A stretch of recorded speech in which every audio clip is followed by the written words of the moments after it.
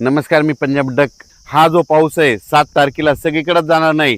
काय होईल 8ला थोडा पुढं सरकार, 9ला पुढं, असा करत करत 14 तारखेपर्यंत तो महाराष्ट्राचा बऱ्याच भागामध्ये कव्हर करणार आहे.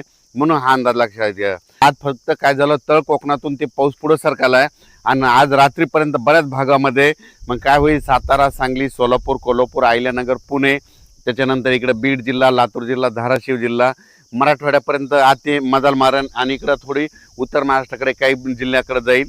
म्हणून हे अंदाज लक्षात येतात. पण आजपासून सगळी संपूर्ण महाराष्ट्रभर जाणार नाही. 7 पासून ते 14 तारखेपर्यंत दररोज वेगवेगळ्या भागात दररोज काय होईल, पुढं पुढं सरकत तो मान्सून प्रवास करणार आहे. म्हणून हा अंदाज लक्षात येतात. संपूर्ण महाराष्ट्रभर जाणार नाही. फक्त आज मात्र काय होईल, आठवड्यात जूनच्या 20 जूनच्या 30 जूनमध्ये एक पाऊस येईल, त्याच्यामध्ये पेरण्या होतील आणि त्याच्यानंतर त्याच्यातून जर काही शेतकरी उरले तर 10 जुलै ते 15 जुलैमध्ये पाऊस येणार आहे आणि त्याच्या शेतकऱ्याच्या पेरण्या होणार आहेत. म्हणून हा अंदाज लक्षात यायचा.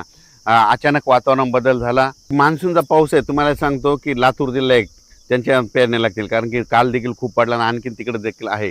धाराशिव जिल्हा, बीड जिल्हा, परभणी जिल्हा, नांदेड जिल्हा, हिंगोली जिल्हा, त्याच्यानंतर सोलापूर जिल्हा, सांगली, त्याच्यानंतर सातारा, कोल्हापूर, अहिल्यानगर, पुणे ह्या पट्ट्यामध्ये मात्र मान्सून चांगला सक्रिय होणार आहे.